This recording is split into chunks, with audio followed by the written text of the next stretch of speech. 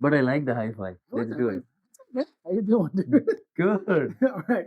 Yeah, I just got back from LA. I had a great experience out there, and I want to talk briefly about visiting the art museums and some of the things that I came across there. And if you've had a similar experience with some artists, I'd love to hear about in the comments. But before we get started into that, LA art museums. Yes, no. Have you been to any of them? No, I have not been No, to man. any. When was the last time you were in LA? About 4 years For you, ago. okay. Any plans of going to LA in the future? Not yet. Okay. No, unless I hear something from Okay. this Yeah. episode. All right. All right. So my goal is to convince you. Okay. Obviously, LA is an incredible city. Obviously, a lot of art and stuff there, but the museums, mind blowing. And here's something that's really incredible. Like here, we live here in Arizona. I I have this weird relationship with our museums. I love going to them, but I feel like there's never either enough museums or never enough rotation in the art history, or I'm kind of it's like a lackluster experience.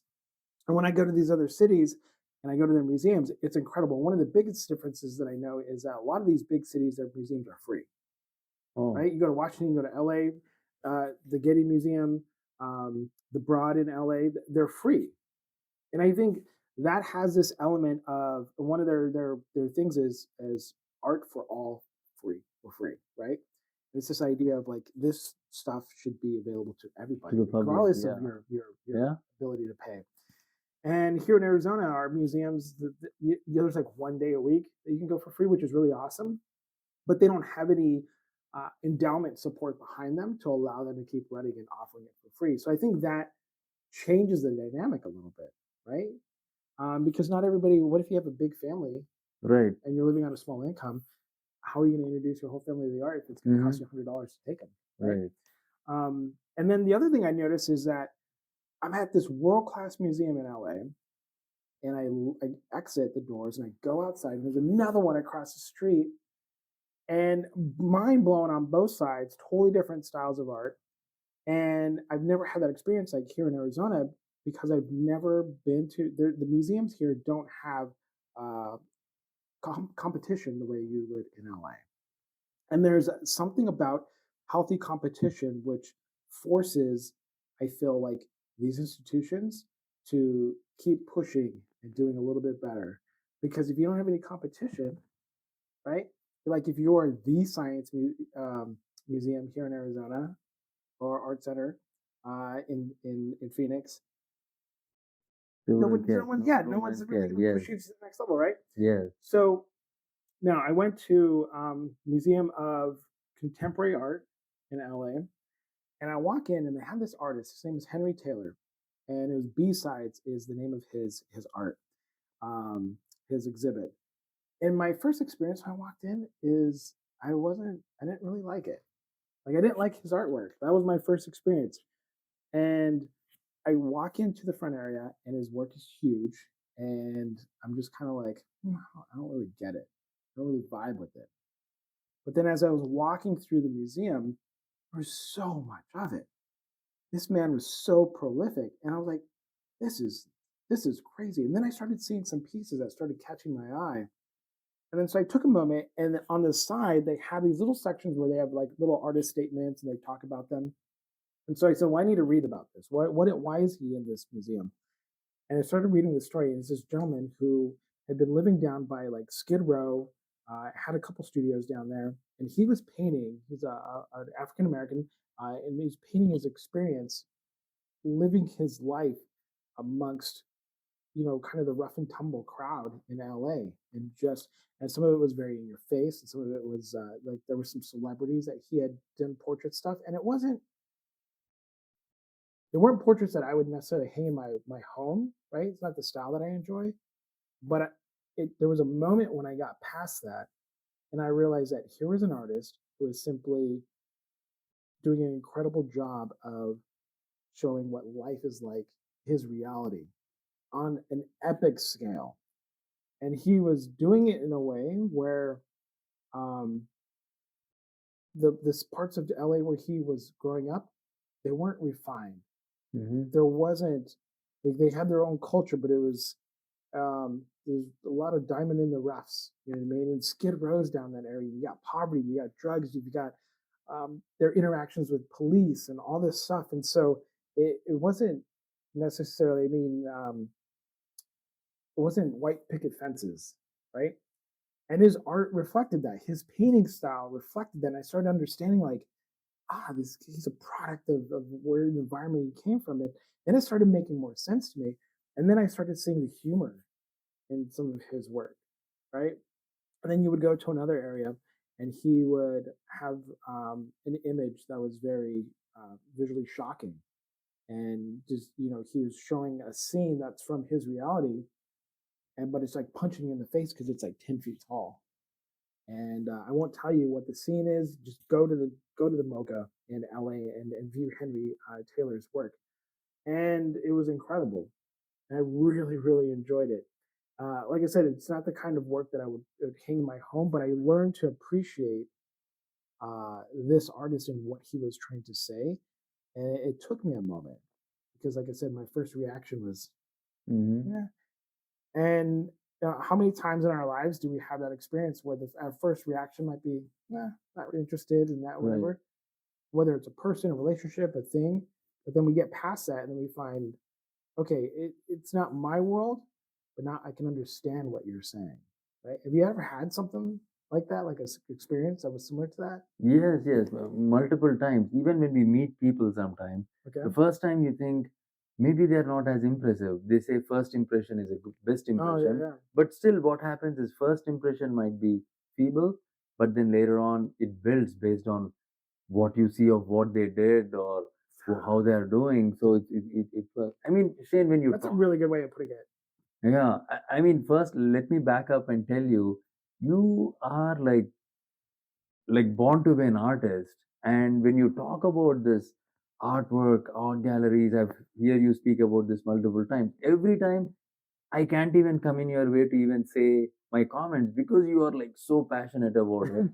And I feel if there is a way they should do like a museum showcasing your entire portfolio or something very soon. Maybe one day. What Man. is preventing? Well, you know what? Well, let's. So that was interesting because okay, you go to the Henry Taylor side, and then there was other artists there as well at the Mocha, and I had this experience, and I think you had a similar experience when you went to Intel and you saw the patent wall up there, and you realized, okay, I can do this. Like I'm in the middle of this great company, and I'm having the opportunity to be around people, and it's not something that's unattainable. I could be one of these individuals. Like that was an aha moment for you, right, at Intel. Absolutely.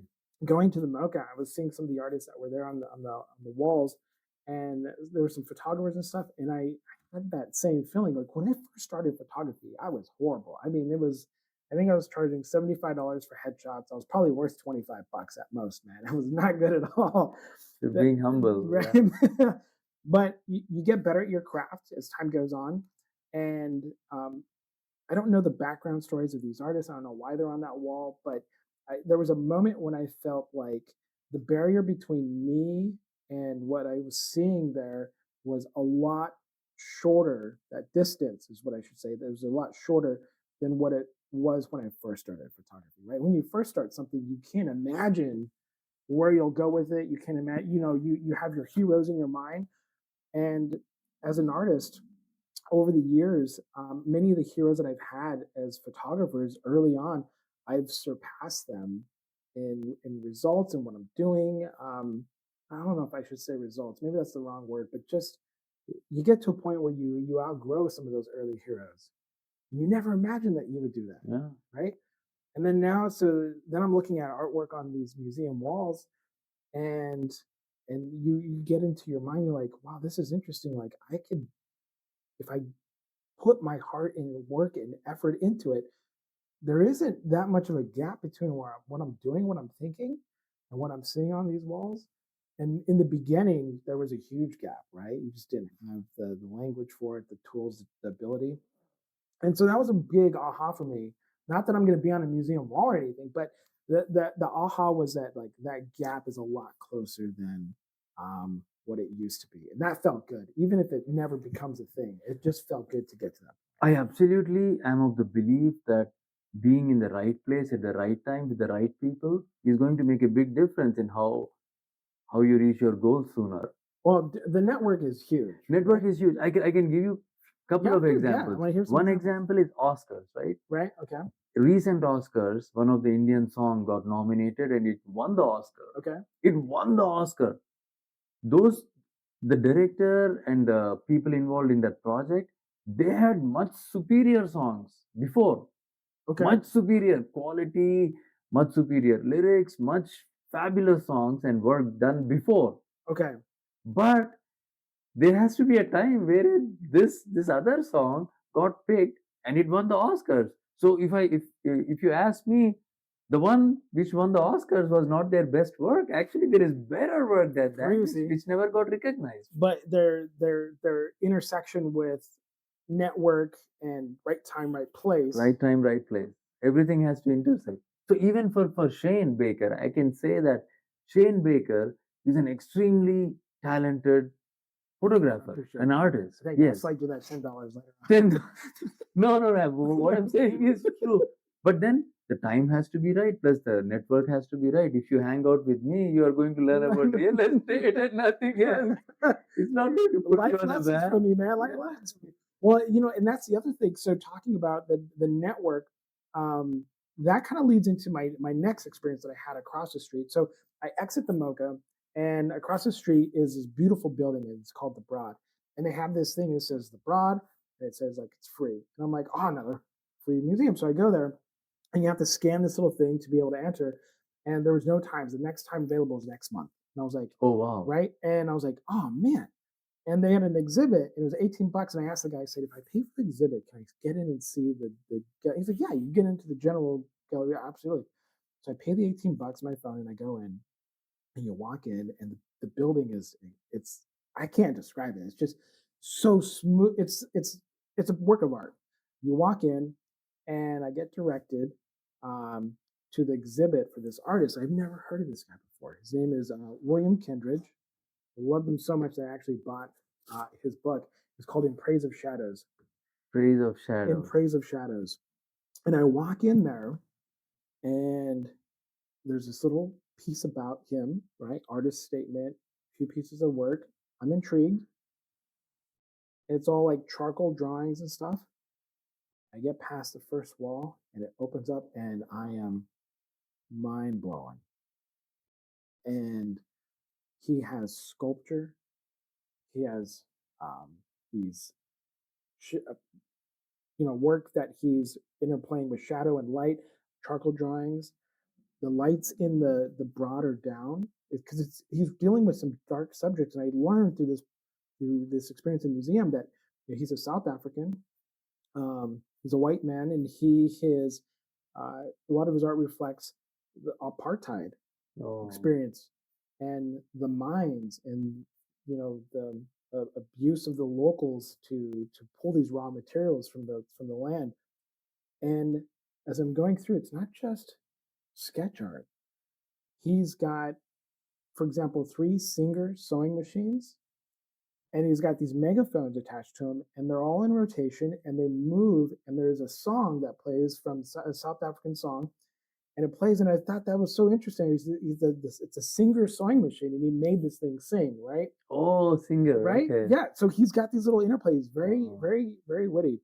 And then I go across, and there's a film playing, and I've never seen a film like this, and I'm watching it, and it's just incredible. And what he would do is he would have a piece of paper, and he would sketch out in charcoal his character. And let's say I'm taking you, for example, and then you're static, you're one single frame, right? Then he would erase like a portion of the eyes and redraw, snap a photo, and then that's how he animated. So every future image had remnants of the previous images on there, and it gave it this otherworldly quality that I can't describe, and it was amazing. And I'm watching how he's showing, and I'm not going to tell you about the films. If you want to go online on YouTube, you can look them up, and people have recorded them on their phones. You can check them out.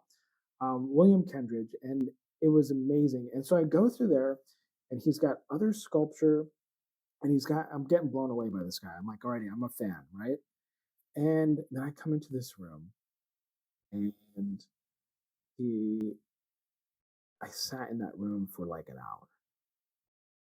And in the middle of this room, he's got this thing that he built, and I don't really know what it is. It's a piece of architecture, but it's also a piece of art, and it moves with the rhythm of your breath. Wow. So not just breath in general, Right, not right, that you're breathing, moving. right, right. So it's moving and it's quiet, but it's big. It takes up a center of the room. And on the edges, he's got projectors projecting on the wall. And most of the time, when you think of projecting on the wall, you want a smooth, flat surface, right, to be able to see what it is you're doing. But he's layering like different colors of plywood, and they're different depths. And I loving this because he's got this texture to it. And I never thought to do that with projection, right? And I love texture in my photography. And he, it's a series, I think, of 5 or 10 films that he put together, and learning later on that he's collaborated with, world-class musicians, and there was an opera house, and he had these amazing world-class dancers, and he's doing like these shadow um, um, movies and films that he was making, and a whole breath, everything that you can imagine, this artist is doing. And then I'm going to fast forward and then come back. The next day, after this experience, I come home. I'm in Tempe, and the art festival is in Tempe. All of Mill Avenue is blocked off, and I'm going through, and they've got all these tents of all these artists. Some of them are great, some of them are good, some of them, I just kind of walk by real quickly. I'm not into whatever it is they've got. But all these artists who put their heart and soul into this thing. And some of it is like, okay, this artist will always be somebody who's got their work like in a tent or whatever. This man, William Kendridge, you walk in and he was meant to be in that place, in that broad, in a museum. And the caliber of artists that he's working with are fantastic. Like, he'll never be the artist that you see at the small, tiny little art show down the street. It's just a whole different caliber. And it got me thinking, like, what is that transition? What is that difference between that artist who is at home making something, you know what I mean? Or they're in their little studio and they're presenting it to the world the best way that they can. And it's on Etsy and all this other stuff. And then you got another artist like William Kendridge, who I'd never heard of before, but has been at the top of his game, in the top of the art world for decades. And I'm just barely getting exposed to him. And I walk into this museum and I spend hours with his work and what he's saying to me, and the ideas that he was sharing and the way that he was doing it were mind blowing to me. And the multitude of ways in which he was sharing his ideas, like I said, sculpture, moving, film, music, sketches. It was just a different thing. And I don't have an answer yet, Karan, but it left me for that experience has left me really contemplating the thoughts of what is the difference? Why is what kind of artist is he versus the typical artist that you might think of? Is there a transition period? How does that transition period happen? And it's not just network. That man, you take away his network and he's still creating his same body of work, and it still is impactful. Maybe it's not in the broad, maybe I never get exposed to it, but it's not any less impactful, um, even if it was just only in the studio that you ever saw, right? And then there's other artists where you see their stuff and you appreciate it for a moment, but it's kind of forgettable, right? And no artist wants to be forgettable. We want to impact people in a positive way, but there are some people like William who do it in a way that just kind of takes your breath away, and you have no choice but to immerse yourself in the middle of his artwork and just say, okay, share your vision, your ideas with me, and I'm going to go on this journey with you.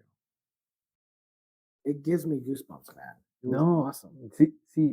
there is lot of similarities between what you're talking about and what the real world is. That's why the myth says that life is not fair, right?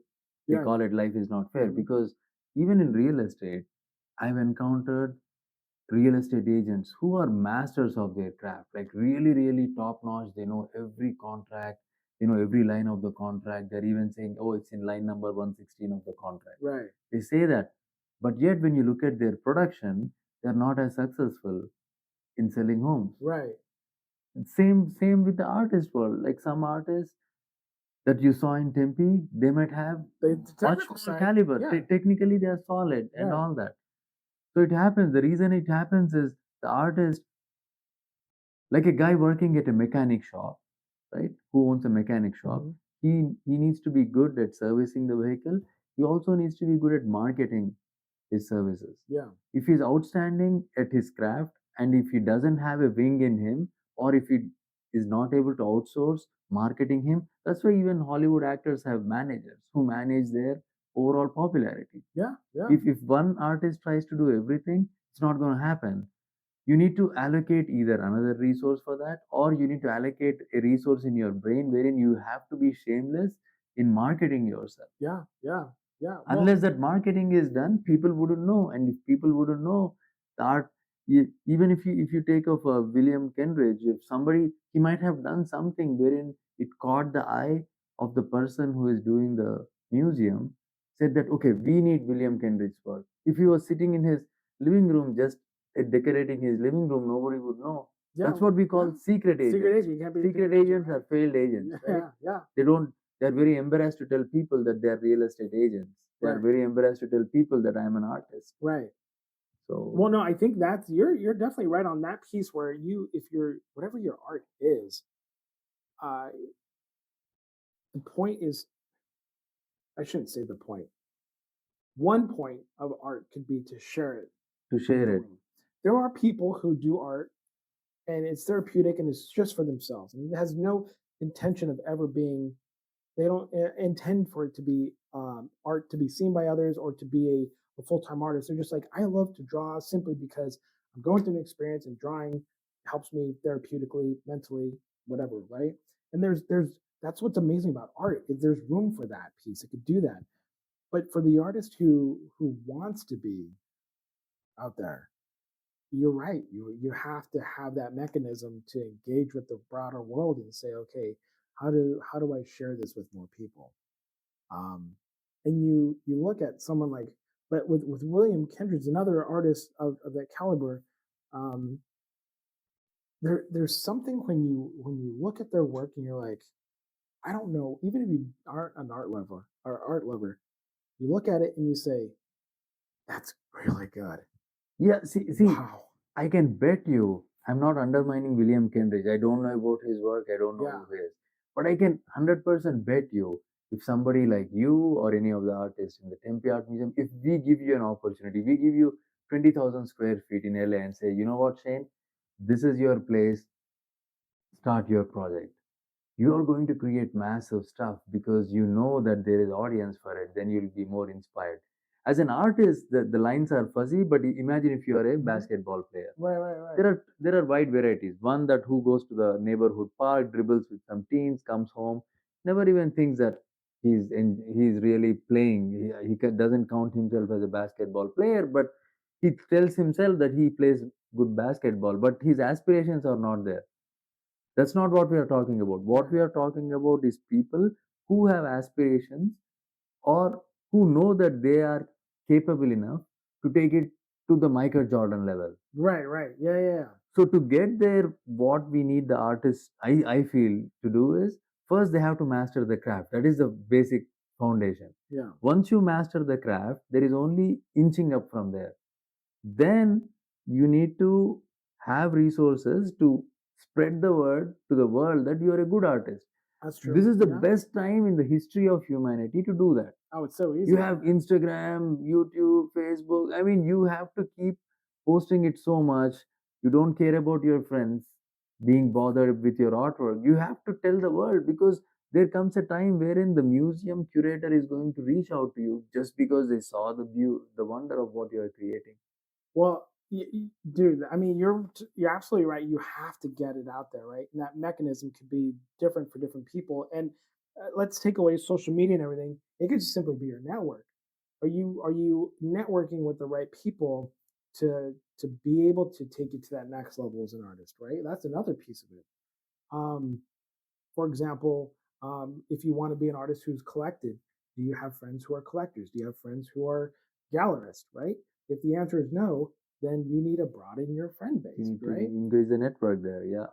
The other thing that I think for me personally, because you're always growing, right? Whether you're in real estate or an art, there's always that next level, and you're always like, okay, what am I working on now? There's always something to work on, right? You're always at the bottom of the next mountain you're about to climb. And I think for me, what William helped show me is something that's kind of been reiterated, and I think I'll finish with this through a lot of other things. I study like directors and cinematographers and get a lot of inspiration from these artists. William told me a story, and it was a beautiful story. Even if it was heartbreaking, his storytelling was incredible. And as a photographer, um, technically, and I know that I'm good as a photographer. Um, and then I'm like, okay, well, where are there opportunities for me to do projects where I'm going to tell a story and take somebody on a journey?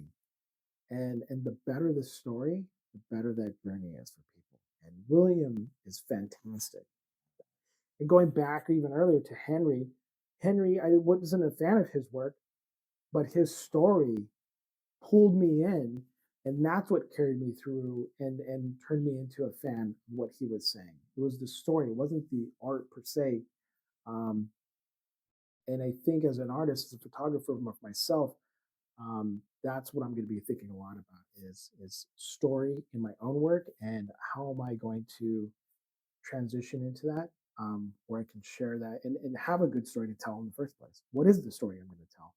And then go out there and do it. Yeah, that's true. And just to wrap up, right, 2023 is where we are recording this. The day and age means that Shane needs to have a lot of followers. So it's very important that you subscribe to Shane Baker's channel and give him the boost. Thanks, man. I appreciate it. What I heard about is what few of the Hollywood actors are not even getting the gigs if they don't have enough followers. So what these guys are doing, they're hiring marketers just to get more engagement so that producers can see it and have more following. They only want to give those to people who have followers. So it's even more important for an artist like Shane to get those followers. So once you have the following, then you get noticed, and that's the network. I mean, these are the people Yeah. around the world. So subscribe to Shane's YouTube channel Thanks, man. I appreciate and it. also follow his Instagram. What's your Instagram? Shane Baker Studios. Easy. Super simple. That's the YouTube also? Everything. Everything. Okay. All of it. What about you, man?